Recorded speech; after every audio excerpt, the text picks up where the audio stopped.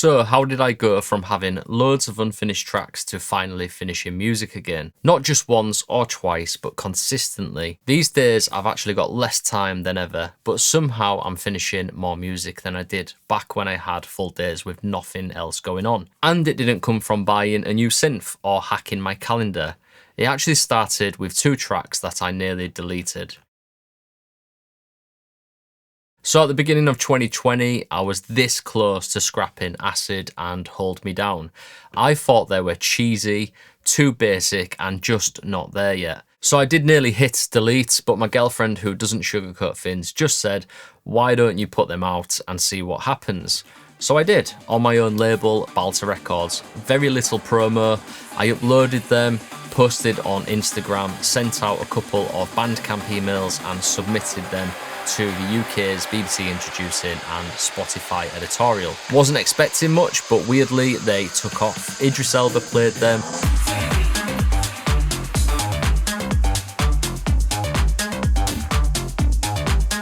So did Monica Cruz.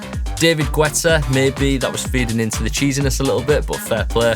And then 2 artists that I absolutely love, Will Clark and Boris Brecker.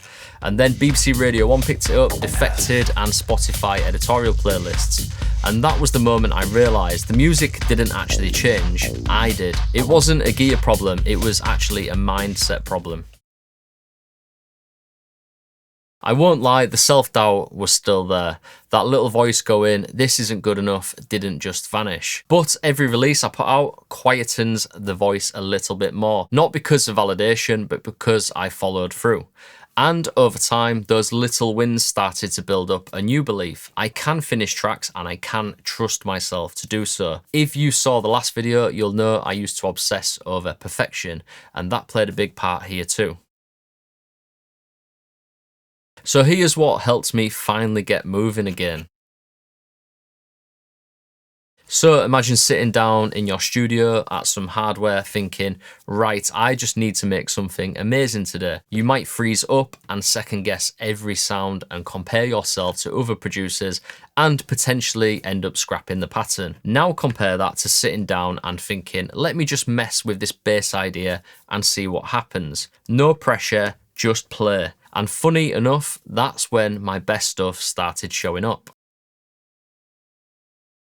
I started noticing that I was bringing the wrong energy to the wrong task. Writing needs flow and exploration, and arrangement needs structure and storytelling, and mixing, that needs focus and logic. But if you try to mix with a writer's brain or write with a mixer's brain, you may just get stuck. I now treat each stage with its own mental mode, and it keeps me moving.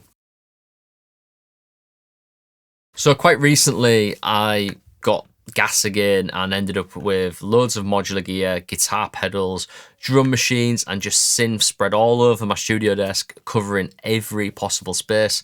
It was like a creative buffet, but I just kept leaving the studio full and unfocused. So recently I've sold almost all of it, and now it is 5 electrons and a few MIDI pieces that are quite key to performing live. Recently, I've actually been making tracks again, not just patches and sound design. So I've had 6 new tunes recently in my live set just within a few weeks, and a bunch more tracks that I'm going to go back and revisit and put into the live set as well. So I've learnt the lesson again, less gear equals more flow.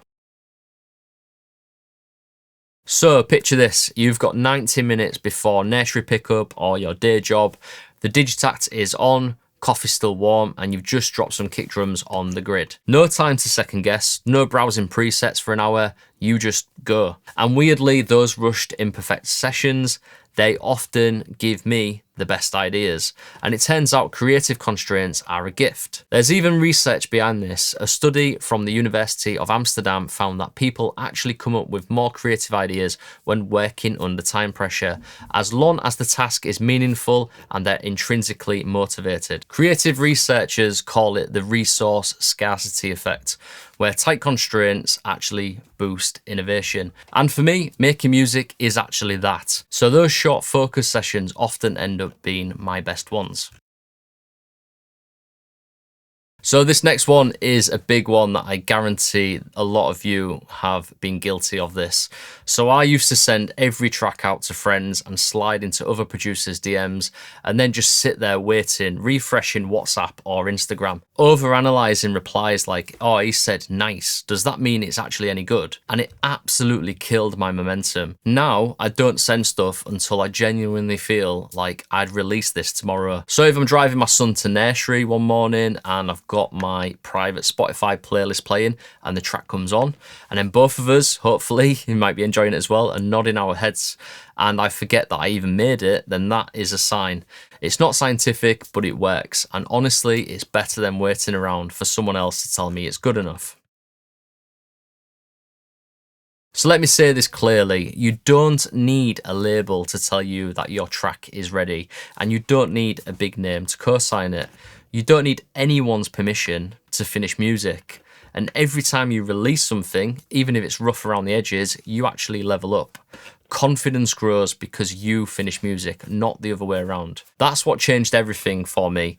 But that doesn't mean putting out half-baked ideas. It's still got to feel right to you, like something you stand behind in this moment. Even if your taste or skills evolve later, the key is learning to trust that gut feeling, to stop holding out for perfection and start sharing snapshots of where you are now. Because that's how you grow, one finished track at a time.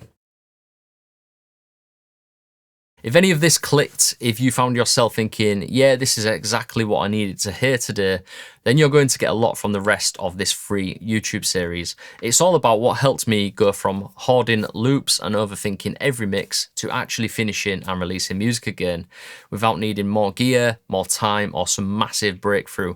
You can keep watching the series here on the YouTube channel, but if you'd rather get it all sent to your inbox along with bonus insights, mindset shifts and behind the scenes updates about my upcoming hardware start to finish course, just hit the link below and jump on the list. So no fluff, no pressure, just honest, useful stuff to help you move forward.